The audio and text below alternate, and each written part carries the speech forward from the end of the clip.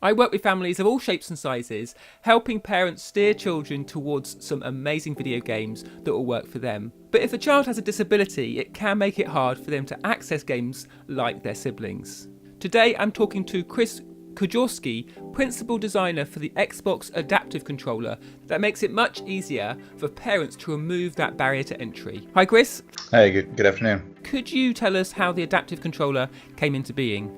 The Adaptive Controller came out of one Microsoft employee, Matt Height's idea. He's a veteran. He noticed that some of his veteran friends were not able to game the way that they could.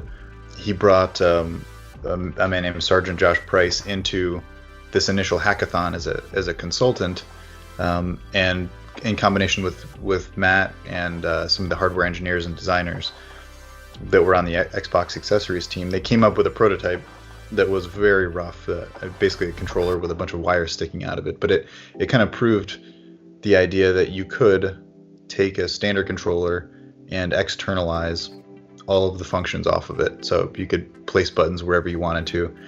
The following year, we picked it back up at the hackathon, and that's really when it started to gain steam. And it was at that point that we really started reaching out to other charities like Special Effect and Able Gamers in the US and the Cerebral Palsy Foundation.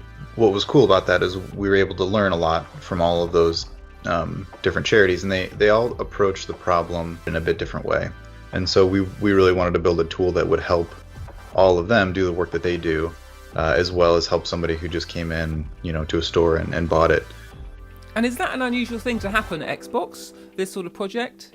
It is unusual for a product to make it all the way to production, starting off as a hackathon project. As far as I'm aware, this is the first hardware product that's ever come out of the hackathon. It took a lot longer, than a typical project would, and it took a lot more primary research with different types of customers than they're used to talking to. And so there was definitely a lot of growing that had to happen on the team, and a lot of adjustment to like the processes that we typically use. We designed it so that you can plug a lot of different things in, but they can be expensive. And so there's already tutorials on how to DIY switches and things like that, which is pretty cool. We've seen it, built into arcade cabinets and stuff like that, which I think is pretty fun. The people on the team knew that it was going to be a big deal, but this has really surpassed our expectations. The reception that we've gotten, the fact that it was featured in the Super Bowl ad and the Christmas ad for Microsoft has been a really big deal for any piece of hardware to be featured like that, and then for Microsoft to recognize the importance of inclusive gaming and inclusivity has been really special for the team that worked on it. And it feels like this is going to be a project that has far-reaching effects into the kind of wider gaming world. But is there kind of one aspect that you're seeing of this project that's going to immediately affect other products that come from Xbox?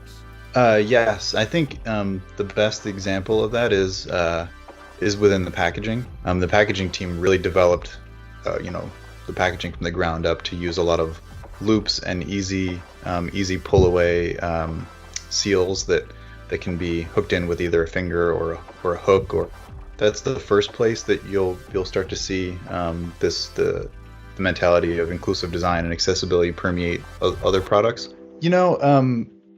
For writing for the type of book that you're writing for parents and parenting, that I have two kids, a 2-year-old and a 6-year-old now. Nice. Too. One of the things that resonated most with me, or the stigmatization that happens with assistive technology products, and I think it's especially acute with kids, feeling like they are not part of the pack, or they're not able to do the things that other kids, their age can do. And so designing a product that, one, allows them to do those things, or to play with their siblings, to play with their friends, as equals and as peers, is really important. But then making it look like an Xbox product, I realized how important it was to the people who were buying it, or that were going to use it, that it looked like a cool device, and it wasn't going to stigmatize them in a way that many of the other assistive tech products do. It was a realization that I had throughout the project that how important that is.